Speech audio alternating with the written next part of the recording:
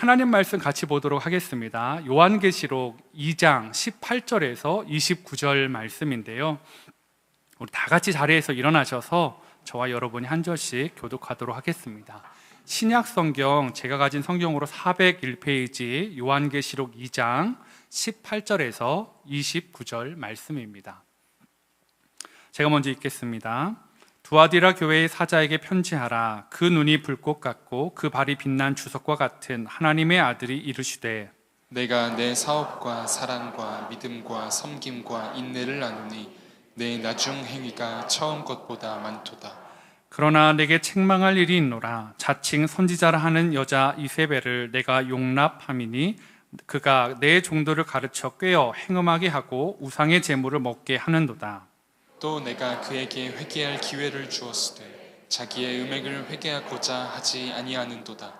볼지어다 내가 그를 침상에 던질 터이요 또 그와 더불어 간음하는 자들도 만일 그의 행위를 회개하지 아니하면 큰 환난 가운데 던지고, 또 내가 사망으로 그의 자녀를 죽이리니 모든 교회가 나는 사람의 뜻과 마음을 살피는 자인 줄 알지라.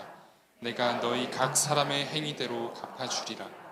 두아디라에 남아있는 이 교훈을 받지 아니하고 소위 사탄의 깊은 것을 알지 못하는 너희에게 말하노니 다른 짐으로 너희에게 지울 것은 없노라.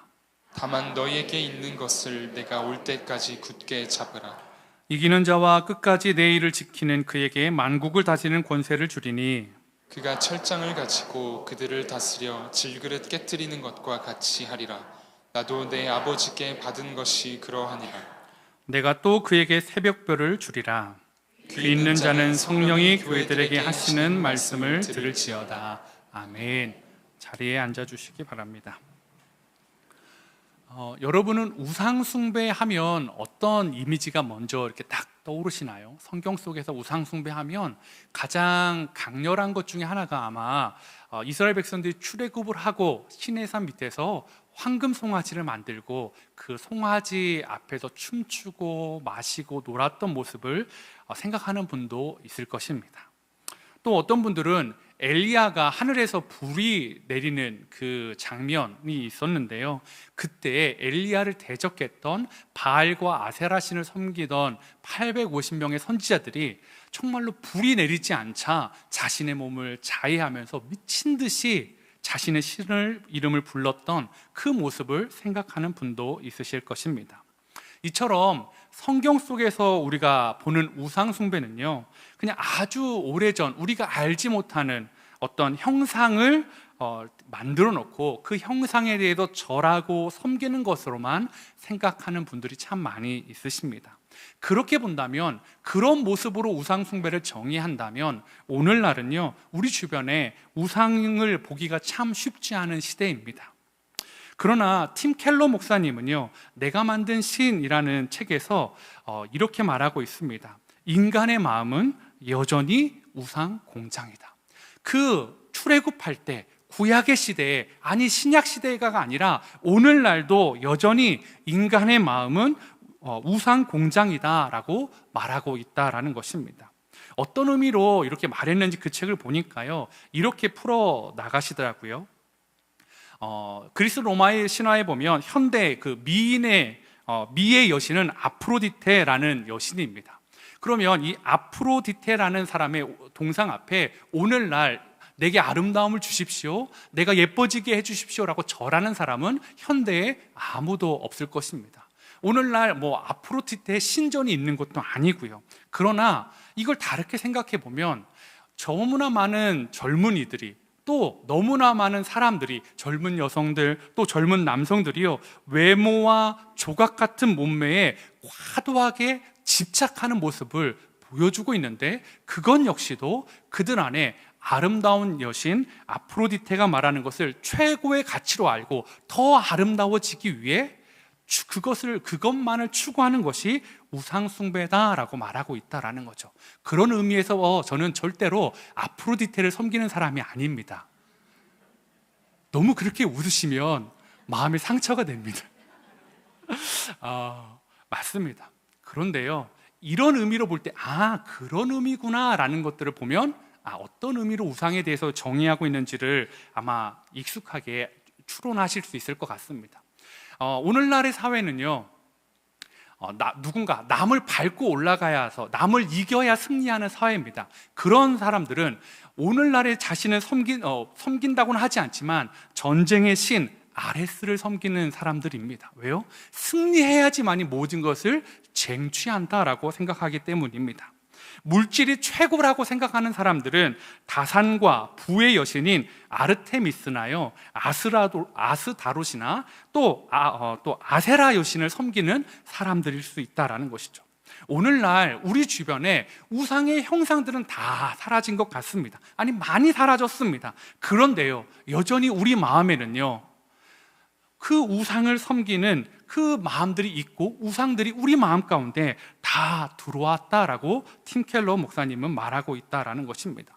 그렇다면 제가 조각 같은 몸매를 갖고 얼굴이 조그만해지고 피부가 백옥같이 되고 예뻐지는 것, 멋져지는 것, 여러분, 그건 나쁜 일입니까? 제가 우리 정평은 간사님처럼 멋있게 생겨지는 건 죄입니까? 불가능하다고요? 안식 올 때 도전하겠습니다. 여러분, 그게 나쁜 건 아닙니다. 그죠? 예뻐지고 싶은 것, 또 부자로 살고 싶은 것, 승리하고 싶은 것, 그게 나쁜 것은 아닙니다.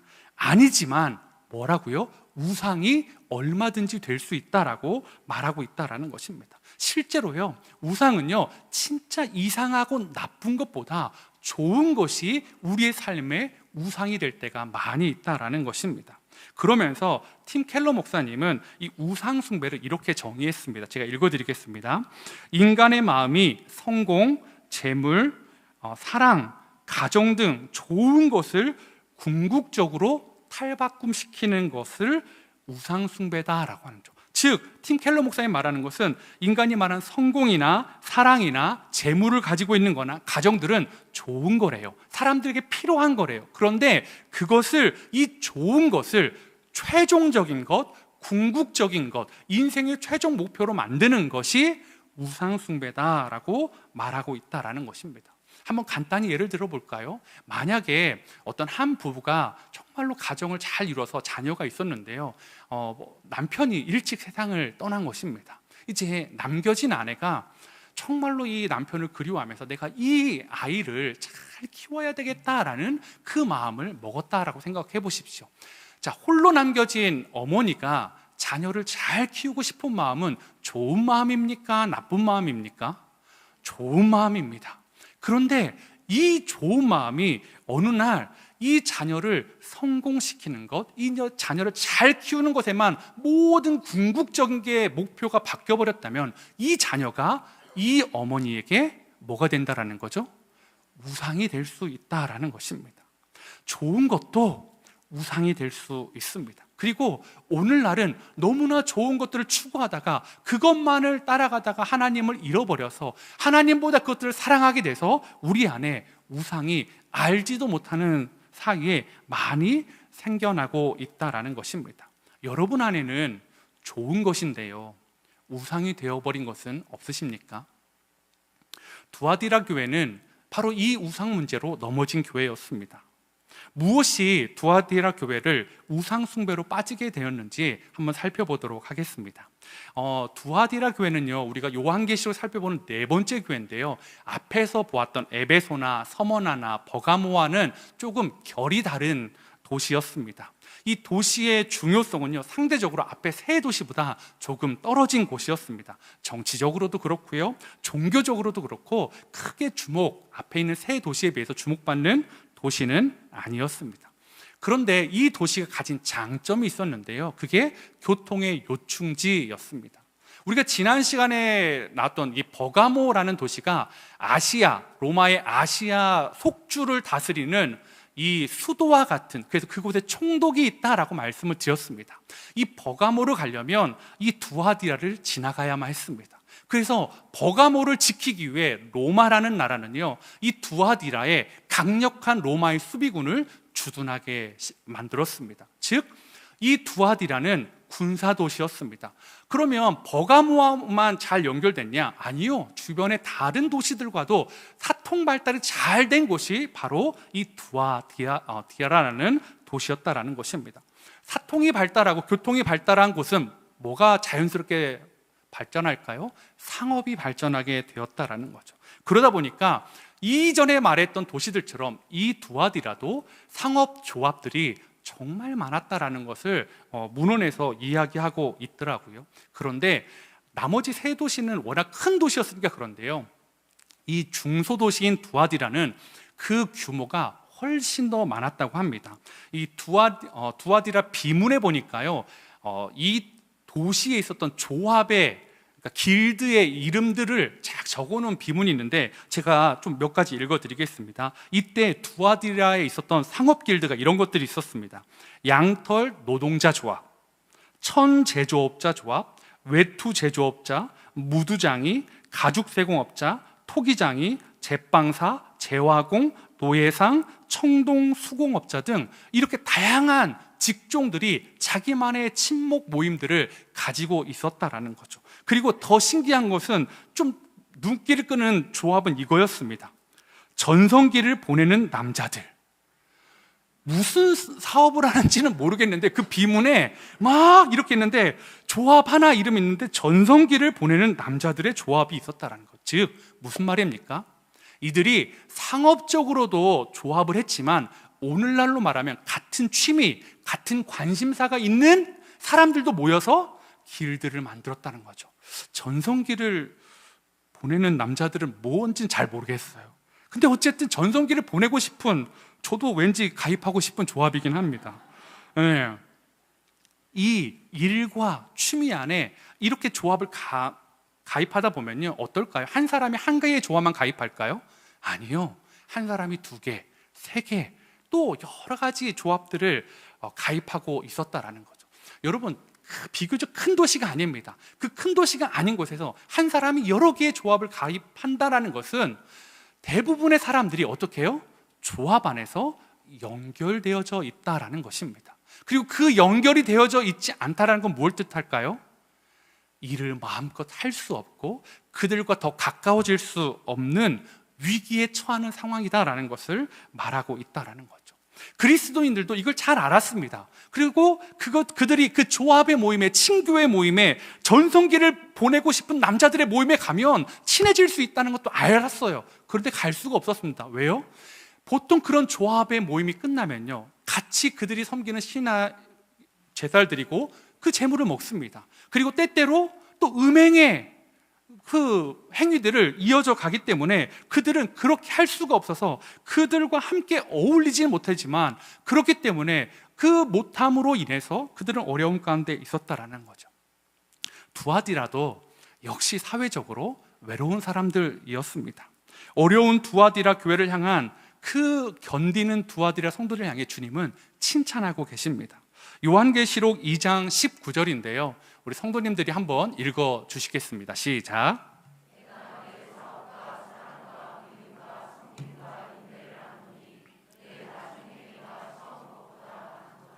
아멘. 두아디라 교회는요, 영적인 사업이 참 발달한 곳이었습니다. 그냥 워낙 이 도시가 사업의 도시니까 주님도 이곳을 칭찬할 때 너희도 사업이 잘 되는 도시다. 근데 세상적인 사업이 아니라요, 사랑과 믿음과 섬김과 인내의 사업이 교회 안에 잘 돌아가고 있는 교회가 두아디라 교회였다라는 거죠. 처음 사랑을 버렸던 교회 어디였죠? 에베소 교회였습니다. 그런데요, 두아디라 교회는 이 사랑을 잃어버리지 않고 있다. 사랑이 점점 깊어가는 교회였고요, 믿음이 삶으로 드러나고요, 연약한 사람들을 돕는 그런 섬김이 있었고요, 어려운 상황 가운데 그것들을 참아내고 견디는 인내가 풍성한 교회. 그리고 더 멋진 것, 내 나중 행위가 처음 것보다 많도다. 즉 시작은 미약하였지만, 아니 시작도 아름다웠지만 그 끝도 점점점 그런 사업들이, 믿음의 사업들이 부흥하고 흥황하는 교회, 풍성해지는 교회, 성장하는 교회가 두아디라 교회였습니다.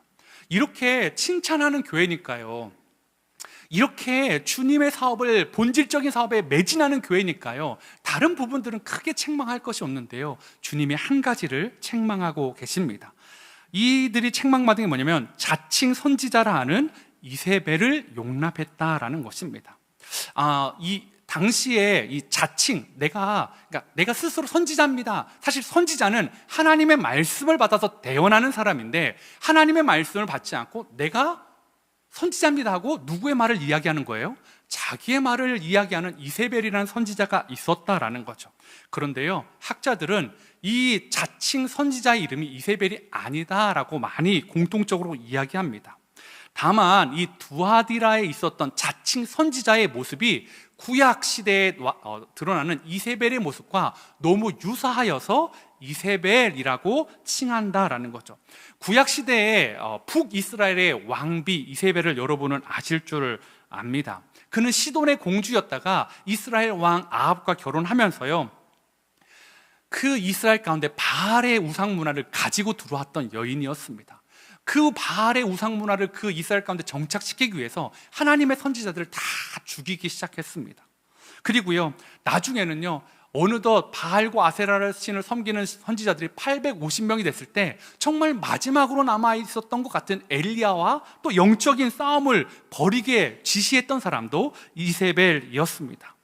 또 남편 아합 왕이 너무나 가지고 싶은 땅이 있었어요. 포도원이 있었어요. 근데 그것을 가질 수 없을 때 이세벨이 온갖 지혜를 짜내서 그 땅의 주인을 죽이고 차지하게 한 사람도 이세벨이었다라는 거죠. 즉 이세벨은요, 성경에서 나오는 악한 여자의 표상이었습니다. 즉 이 두아디라 교회에 이세벨과 같은 자칭 선지자가 있었다라는 것은 그만큼 악하고 위험하고 그 교회를 파괴할 만한 심각한 여선지자가 있었다라는 것입니다. 그러면 왜 두아디라처럼 이렇게 좋은 교회예요, 성장하는 교회예요, 영적인 일에 힘쓰는 교회예요, 오늘보다 내일이 기대되는 교회에, 그런 교회가 왜 이 자칭 거짓 선지자의 꾀임에 넘어가게 되었을까요? 그들 안에 목마름이 있었습니다. 정말 열심히 살아가고 신앙을 붙잡고 견뎌나가는데 해결되지 않은 하나의 질문이 있었습니다. 뭐냐면, 교회에서는 그들이 하나님께 인정받는 사람이었고 믿음을 잘 지키고 있었는데요, 그들은 교회에서 뿐만이 아니라 세상에서도 박수받고 싶었습니다. 그들은 세상에서도 인정받고 싶었습니다. 그런데요, 세상에서 인정받으려면 어떻게 해야 되죠? 조합에 가입해야 되는 거예요. 근데 그럴 수가 없다라고 말하는 거죠. 그런데 그 갈등, 그 목마름, 그 문제, 그들이 고민하는 문제를 자칭 이세벨이라는 여자가 와서 해결해 주었습니다. 여러분이 고민하는 것은 어린 신앙의 사람들이 고민하는 겁니다.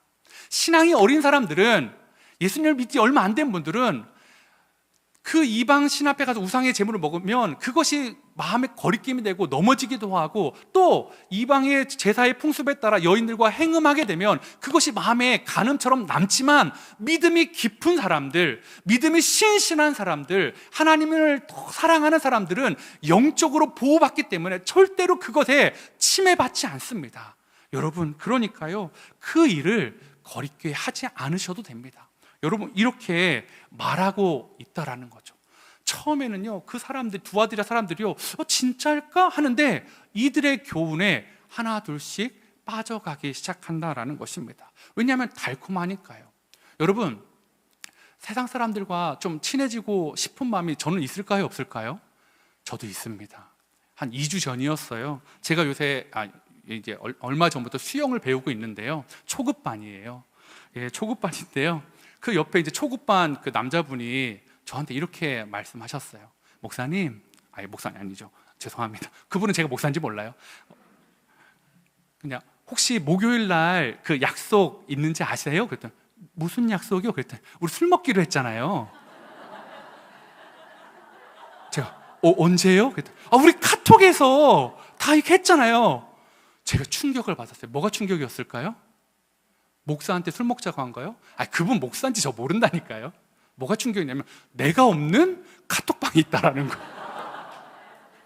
나도 똑같이 돈 내고 수용하는데 왜 나는 왜 초대를 안 해주는 거지? 그런데요, 제가 그 초대를 듣고요, 며칠 고민했어요. 갈까? 말까? 이거 가가지고 이게 믿지 않는 사람들이 도대체 무슨 얘기를 하고 술자리에서 어떤 얘기를 하고 그들의 고민이 무엇이고 혹시 정말 슬픔 가운데 있는 사람이 복음을 슬쩍 전하면서 교회 한번 오세요 이렇게 하면 참 유익하지 않을까? 근데 그 술자리에 있는데 또 혹시 지나가는 성도님이 보고 우리 목사님이 또 이렇게 아름다운 음주 문화를 행하고 계시네? 이럴까봐. 아니면 또 이제 당연히 이제 뭐 이름도 모르고 사실 그분하고 이름도 모르고 그냥 수영복 입고 수영하다가 뭐 이렇게 헤어지는 관계니까 가면 이름이 뭐냐, 나이가 뭐냐, 직업이 뭐냐 했을 때 술자리에서 저 목사입니다. 이러면 또 사실 그것도 애매해서요. 어떻게 할까 막 고민하는데 제가 갔을까요? 안 갔을까요? 복음을 위해, 복음을 전하기 위해 갔다. 세상 가운데 침투했다. 아니다, 안 갔다. 여러분 뭐 어떻게 했을까요? 안 갔어요. 다행히 아직 카톡방에 초대되지 않았었으니까요. 뭐 카톡방에서 올렸겠죠? 어디로, 몇 시까지, 목요일 날 어디로, 몇 시까지 와라. 근데 뭐 저는 뭐 들을 수도 없고 그분은 수영장에서만 만나지 그분의 연락처도 없고요. 그러니까 안 갔습니다. 그런데요. 저는 이렇게 웃으면서 이야기하는데요. 여러분들은 어떠세요?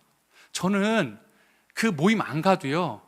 뭐 큰 지장이 없어요. 뭐 제가 그 모임 안 간다고 뭐 저를 수영장 못 나오게 하겠어요? 뭐 회원을 탈퇴시키겠어요? 어쩌겠어요? 아니잖아요. 근데 여러분은 어떠세요? 여러분은 세상 가운데 참 치열하게 그 문제와 싸우고 있지 않으십니까? 그리스도인으로 살아가면서 아이를 키우는 것 여러분 쉽지 않잖아요. 세상의 문화와 세상의 가치관과 그리스도의 가치관이 충돌될 때 얼마나 많이 있으십니까? 직장 생활하면서 그리스도인으로 살아가는 것, 아니 세상에서 유능한 직장인으로 살아가는 것 여러분 충돌되지 않으시던가요? 사업하면서 그리스도인으로 청렴하게 사업하는 것 조금 위법은 아닌데 법을 어기는 것 아닌데 잘 피해가면 충분히 세금도 줄일 수 있고 뭐 여러 가지 방법들 여러분 다 아시잖아요. 그때 여러분은 어떻게 그 문제들을 해결하고 계십니까? 나가시나요? 아니면 안 나가시나요? 자칭 선지자 이세벨은요 너무나 분명한 확실한 대안을 그들에게 주었습니다. 나와라. 나와서 주일에는 너희가 열심히 예배하고 나와서 세상에서 그들의 신과 그들의 음란의 문화와 그들의 길드에 들어가라. 그래서 먹고 마시고 음행해도 괜찮다. 그 대신 주일에 또 하나님 너희의 신앙을 그 무엇도 깨트릴 수 없다. 너희는 이것이 더 깊은 진리다. 너희는 신앙에 성숙한 사람들이다. 이 자칭 이세벨이 말하고 있다라는 것입니다. 그러니까요 이 두아디라 교회 성도들은요 믿음이 깊은 사람들이었습니다. 그렇죠? 그러니까 어떻게 해요? 사람들이 진짜일까? 가야도 될까? 정말 해볼까? 그런데 문제는요 이 스피커의 문제였습니다. 말하는 사람이 그냥 세상에서 비리비리 하고요 보기에도 신앙도 비리비리해 보이면 무시할 수 있어요. 그런데 교회에서도 영향력 있는 사람들 막 주의 정도를 가르치는 여성이었다고 성경에는 이야기하고 있습니다. 또 학자들은요 세상에서도 영향력 있는 사람이었을 거다라고 말합니다. 이세벨이라는 자칭 이 거짓 선지자를 보니까요 이 사람은요 교회에서도 영향력을 끼치고요 세상에서도 영향력을 끼치면서 세상에서도 떳떳하게 높임받고요 교회에서도 존중받는 사람이에요. 아 저렇게 살 수 있는 거구나. 저게 깊은 신앙이구나. 깊은 진리구나. 여러분 그렇게 포장된 사람에 속아서요 두아디라 성도들이 하나 둘 그 이세벨의 교리에 속아 넘어가기 시작했습니다. 요한계시록 2장 24절은 그것이 깊은 진리인데 더 심오한 진리인데 누구의 진리냐라고 분명히 말하고 있습니다. 요한계시록 2장 24절 함께 읽도록 하겠습니다. 시작.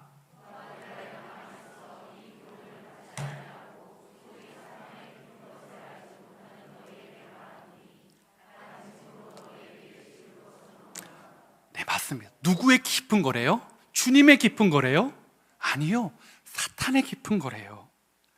이세벨은요 철저히 교회와 세상을 구분하는 이원론을 주장하고 있다라는 것입니다. 일주일에 하루 주님 앞에서 열심히 살면 되지. 세상에 나가기 전에 새벽 예배 열심히 하면 되지. 그리고 나가서 세상 가운데서 능력 있는 사람으로 살아. 왜 그렇게 부정자처럼 살아가는 거야? 능력 있게 선도하고 주도하고 그러면서 그렇게 살아갈 수 있어. 나를 봐봐. 그것이 깊은 신앙을 가진 사람의 특권이야 라고 말하고 있다라는 것입니다. 그래서 그녀는 이렇게 얘기했을 것입니다. 야, 그렇게 찌질하게 살지 말자. 우리 세상에서 돈 많이 벌자. 많이 벌어서 헌금하면 되는 거 아니야? 우리 그들 가운데 가서 예수님을 전할 수 있다면 우리끼리 있을 때보다 훨씬 더 좋은 거 아니야? 신앙을 붙잡고 세상에서도 잘 살 수 있어. 이 말에요, 사람들이 넘어갔습니다. 왜 넘어갔을까? 그들이 사업에 4개가 흥왕했습니다. 그 중에 하나가 뭐였죠? 사랑이었습니다. 에베소 교회는 진리를 수호하다가 사랑을 잃은 반면에요, 이 두아디라 교회는요, 사랑을 지키기 위해서 진리를 잃어버린 것 같습니다. 사랑하는 것 중요한 거죠. 좋은 거죠. 그런데 그 좋은 것이 맹목적인 사랑, 그냥 우리끼리 잘해보자, 우리 안에 있는 것을 이단을 정죄하지 않고 끊어내지 않고 괜찮아, 저 사람 보니까 저기 맞는 것 같아, 우리도 그렇게 해보자 하면서 품어줘서 좋은 것이 우상이 되어버렸습니다. 그리고 그들은 세상과의 차별성을 잃어가기 시작했다라는 것입니다. 사랑하는 성도님들, 여러분, 우리는 어떻습니까? 세상과의 차별성이 있으신가요? 제가 수영장에 가면 다 똑같습니다. 우리 남성분들은 수영 이거 사각 하나 있고 다 똑같더라고요. 배 나오고 뭐 다 아저씨들이고 뭐 다 비슷합니다. 근데 차별성이, 수영복 색깔이만 차별이 있다면 여러분 무슨 소용이 있겠습니까? 제가 술자리 안 가는 것만 그분들하고 차이가 있다면 여러분 그게 그리스도에서 무슨 영광이 되겠습니까? 제가 예전에요, 군대를 이제 갔었습니다. 자대 배치를 받고 대대장님하고 면담 시간이 있었습니다. 2등병인 제가 대장님 면담하면서 그 대대장님이 저에게 이렇게 물어봤어요. 윤희비 형, 너 소원이 있냐? 말해봐라. 내가 들어줄 수 있는 건 들어줄게. 제가 이렇게 말했습니다. 대대장님, 주일에 교회 가고 싶습니다. 대대장님이 좋은 분이었어요. 그래? 내가 너 주일에 교회 갈 수 있게 해줄게. 행보관을 불렀습니다. 행정보좌관이라는 원사분이 계셨는데 그분을 부르셔서 예? 주일에 교회 가게 해줘. 행보관이 내무실 가가지고 내무실 선임한테 얘 주일날 교회 보내줘라. 주일날 제가 교회 갔을까요? 못 갔을까요? 갔죠. 대대장이 직접 얘기해줬다니까요. 가는데요, 윤희병 교회 가는구나. 우리는 청소하는데. 와, 가시방석이 그런 가시방석이 없었습니다. 그렇게 해서, 근데요, 저한테 그 대대장님 어떤 분이죠? 주일 성수를 할 수 있도록 도와주신 정말 은인과 같은 분이었습니다. 그렇게 군 생활을 몇 개로 하다 보니까요, 부대에 회식 시간이 있더라고요. 근데 그 간부 중에 한 분이요, 다 같이 이렇게 막 이제 하면서 이제 술을 다 돌리면서 막 이렇게 하지 않습니까? 저도 이제 술을 다 있는데 저는 교회 다닙니다. 그랬더니 그분이 저한테 이렇게 말했습니다. 나도 집사야. 그분이 누구신지 아십니까? 대대장님이셨습니다. 여러분, 대대장님은 좋은 그리스도인입니까? 이상한 그리스도인이십니까? 저를 주일 성수할 수 있도록 정말로 밀어주고 후원해주고 지켜주고 보호해주신 분, 그러면서 술을 권하면서 나도 집사인데 괜찮아, 이것 정도는 괜찮아, 야, 이 분위기 너 망칠 거야? 그렇게 말하는 분, 여러분, 주일날 그분도 교회 나오셨습니다. 많은 사병들 앞에서 대대장의 직분이 있으니까요, 군교회는 직분이, 이 계급이 집사를 뛰어넘습니다. 집사 권소를 뛰어넘는 계급이 있거든요. 그런데요, 이상하더라고요. 여러분, 오늘날 교회가요, 왜 힘을 잃어버렸을까요? 왜 청년들이 교회를 떠나가기 시작했을까요? 바로 이런 대대장님 같은 분들이 많기 때문입니다. 주일에는요, 진짜 신실한 것 같아요. 주차봉을 들고 찬양대를 하고 교사를 하고 다락방에서 정말 은혜 나누고 GBS 가운데 정말 신실한 걸 나눕니다. 근데 세상에서 만나면 어떻죠? 똑같습니다. 나도 교회 다녀, 나도 찬양대 해, 나도 주차봉사해, 나도 다락방해, 나도 GBS 나가, 우리 한잔 하자, 주를 위하여. 사랑하는 성도님들, 청년들이요, 그 모습에 실망하고 떠나갑니다. 아직 주님을 못 만났는데, 주님을 만났다고 하는 사람들이 교회의 모습과 세상의 모습이 분리돼서요. 여러분 청년들만 그러나요? 여러분이 이 교회에 실망할 일이 뭐가 있을까요? 다락방에 왔더니 이 목사를 봤더니 강단에서 말하는 것과 다락방에서 말하는 것과 다락방 공과 끝나자마자 이야기하는 게 전혀 다른 거죠. 부동산 얘기하고 주식 이야기하고 뭐 좋은 건 뭐 이런 세상의 온갖 것들 앞에 건 다 사라져 버리고요. 여러분 어떻습니까? 우리는 자유한가요?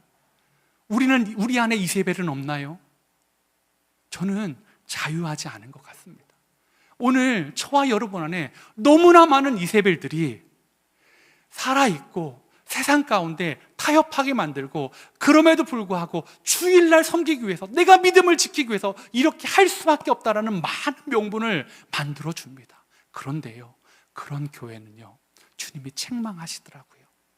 오늘 내 안에 이세벨을 죽이기 위해 우리가 어떻게 해야 될까? 첫 번째는 주님이 주신 것을 붙잡아야 한다라는 것입니다.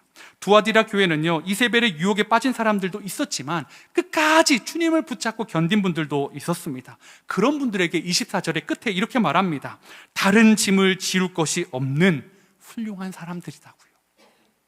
너희는 지금 고통당하고 있어? 너희는 교회 안에 보니까 주일 6일 동안 막 엄청 막 세상의 사람들 흥청망청 살다가 주일에 와서 눈물 흘리고 막 열심히 봉사하는 보면서 나도 저렇게 살아야 되는 걸까? 라고 고민하고 있어? 괴로워하고 있어? 마음 아파하고 있어? 차마 그렇게 살 수 없어서 이 두아디라실에서 외톨이로 살아가고 있는 사람들에게 주님이 뭐라고요? 잘하고 있다고요. 다른 짐을 지울 필요 없이 너희 지금 모습으로 너무 잘하고 있어. 나 너희한테 더 많은 거 요구하지 않을게. 너 애쓰고 있는 거 나 알아 라고 주님이 말하고 있다라는 것입니다. 그러면서 이렇게 말씀하십니다. 그 다음에 25절에요.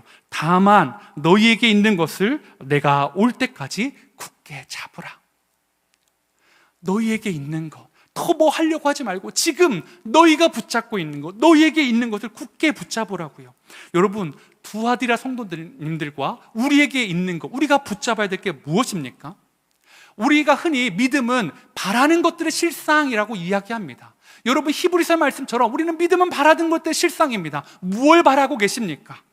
내가 가지지 못하는 것들을 바라고 계십니까? 내가 할 수 없는 것들을 바라고 계십니까? 그래서 그것이 이루어지면 믿음이라고 여러분은 말하고 있습니까? 아니요. 성경은 그것이 믿음이라고 말하지 않습니다. 믿음은요, 우리에게 없는 것을 목마르게 바라는 것이 아니라요, 우리에게 주신 것을 바라는 것입니다. 우리에게 주신 것을 이루어지길 바라는 것입니다. 주님이 우리에게 주신 것이 무엇입니까? 주님이 두아디라 성도에게 주신 것이 무엇입니까? 예수 그리스도입니다. 내가 너희와 그 세상 끝날까지 함께 하겠다는 말씀입니다. 그래서 그 예수님 때문에 그 힘든 세상살이 가운데서도 타협하지 않고요, 주님 붙잡고요 살아가고 있는 것, 그들을 향해서 주님이 너 고난받는 거 너 잘못 아니야, 내가 너를 칭찬하노라 라고 말씀하고 있다라는 것입니다. 주님이 약속해 주신 것 여러분 삶에 이루어질 걸 믿으십니까? 아멘입니다. 혹시 주님이 약속해 주신 것도 이루어질 것도 믿고 세상에 주어진 것도 이루어질 걸 믿으신다면 그렇게 되기를 원합니다. 그런데요, 세상은요 그걸 가만히 두지 않더라고요. 어떻게 할까요? 충돌시킬 때가 있다라는 거죠. 주님의 것과 세상의 것을 동시에 취하는 것이 방향성이 같을 때는 문제가 되지 않는데요, 세상은요 꼭 충돌됩니다. 꼭 뭔가 하나를 포기하게 만듭니다. 그때 무엇을 선택할 거냐고 오늘 두아디라 성도를 통해서 물어보고 계신 거거든요. 그때에 세상의 것이 아니라 너희에게 있는 것, 세상의 사탄의 그 깊은 진리에 속지 말고 너희에게 있는 것, 고난을 견뎌내는 것, 주를 위해 참아내는 것, 세상 가운데 불합리하지만 견뎌내는 것, 너희의 삶의 고난이 끝나지 않을 것 같지만 그 길을 뚫고 나아가는 것, 그것을 지켜라 라고, 그것이 너희에게 다기 때문에 내가 어떤 것도 요구하지 않겠다라고 주님이 말하고 있다라는 것입니다. 사랑하는 성도 여러분, 여러분에게 고난의 끝이 보이지 않으십니까? 여러분이 어쩌면 예수님을 잘 믿고 있어서 세상 가운데 그렇게 힘드실 수 있을 것 같습니다. 그래서 주님이 주신 것, 영원한 상급, 하나님 나라를 바라보며 이 어려움을 두아디라 교회에 남겨진 성도님처럼 이겨나가는 저와 성도님 되시기를 축복합니다. 내 안에 이세벨을 죽이기 위해 해야 될 일, 주 안에서 기뻐할 때 우리는 이 우상 이세벨을 죽일 수 있다라는 것입니다. 여러분, 우리 안에 우상이 어디서 나온다고요? 좋은 것, 팀 켈러 목사님 말했죠. 좋은 것을 궁극적인 것으로 탈바꿈할 때 그것이 시작된다라고 말하고 있습니다. 왜 좋은 것이 궁극적인 것이 삶의 목표가 되어버렸을까요? 바울은 탐심 때문에 그렇다라고 말하고 있습니다. 우상숭배는요, 하나님께 불순종하는 것만이 아니라요, 온 마음을 하나님이 아닌 다른 것에 두는 것을 우상숭배라고 말하고 그것을 탐심이라고 말합니다. 골로새서 3장 5절은 이렇게 말합니다. 그러므로 땅에 있는 지체를 죽이라. 곧 음란과 부정과 사욕과 악한 정욕과 탐심이니 탐심은 우상숭배니라. 탐심은 우상숭배입니다. 두아디라의 성도들에게 어떤 탐심이 들어왔을까요? 교회에서도 인정받고 싶고 세상에서도 인정받고 싶고, 교회에서도 잘 살고 싶고 세상에서 조금 편하게 살고 싶고, 좋은 마음입니다. 그런데 말씀드렸잖아요. 양립할 수 없을 때가 있다니까요. 선택해야 된다니까요. 그럴 때 사도 바울은 선택할 수 있는 쉬운 방법을 알려줍니다. 빌립보서 4장 4절에 주 안에서 항상 기뻐하라. 내가 다시 말하노니 기뻐하라. 어떻게 해야 될까요? 기뻐하는 겁니다. 하나님을 기뻐하는 것, 주님이 주신 것을 기뻐하면요, 그 다른 것을 갖고 싶은 마음을 떨쳐버릴 수 있다라고 말하고 있습니다. 주 안에서 기뻐하는 것, 주 안에서 만족하는 것, 주 안에서 자족하는 것, 주님 바깥에서 이것과 저것을 가지려는 마음은 탐심이다, 우상숭배다라고 말씀하고 있다라는 것입니다. 이게 왜 중요하냐면요, 이기는 자에게 주시는 상급이 두 가지가 나오는데, 하나는 만국을 다스리는 권세고요, 또 하나는 빛나는 새벽별을 주겠다라고 말합니다. 만국을 다스리는 권세는 너무나 보기 좋은 건데요, 저는 빛나는 새벽별이 너무나 눈에 들어왔습니다. 왜냐하면 성경에서 말하는 빛나는 새벽별이 누구실까요? 예수 그리스도이기 때문입니다. 이미 예수 그리스도를 붙잡고 견디는 성도님들에게 나중에 되면 이기는 자에게는 뭘 준다고요? 다시 예수 그리스도로. 그러면 뭐야? 예수님 붙잡고 이겼는데 결국은 예수 그리스도야? 있는 걸 또 주는 거야? 이게 뭐야? 세상의 관점이 그게 아니라요, 무엇입니까? 그리스도에게 시작도 예수 그리스도고 끝도 예수 그리스도. 여러분, 우리에게 예수 그리스도를 빼면 아무것도 아니다라는 것입니다. 예수 그리스도를 받기 위해 여러분 주 안에서 기뻐해야 되지 않겠습니까? 주 바깥에서 기뻐하는 걸 탐하려고 하면 그것은 주 안에서 기뻐하는 모습이 아닐 수밖에 없고 절대로 기뻐할 수 없다라는 것입니다. 새벽별은요, 이 새벽별이 뜨면요, 이제 어둠은 물러가고요, 밝은 아침이 다가올 것입니다. 두아디라 교회에게 내가 새벽별이다 라고 말씀하신 주님은 너희의 고난이 이제 얼마 남지 않았다라고 말씀하시는 주님이십니다. 사랑하는 성도 여러분, 저와 여러분 가운데 세상에서 살면서 좀 많이 힘드십니까? 저보다 많이 힘드시죠? 저는 그냥 수영장 아저씨의 술 문화에 그것만 끊어내면 되지만 여러분들은 정말 인생의 삶에서 정말 치열하게 싸우시죠? 그럼에도 불구하고 오늘 주님을 기뻐하면서, 주님을 붙잡으면서 여러분 안에 있는 이세벨과 계속 싸우시고 승리하는 함께 그린 교회 성도님 되시기를 축복합니다. 우리 이 시간에요, 말씀 기억하시면서 세상의 유혹 시험이라는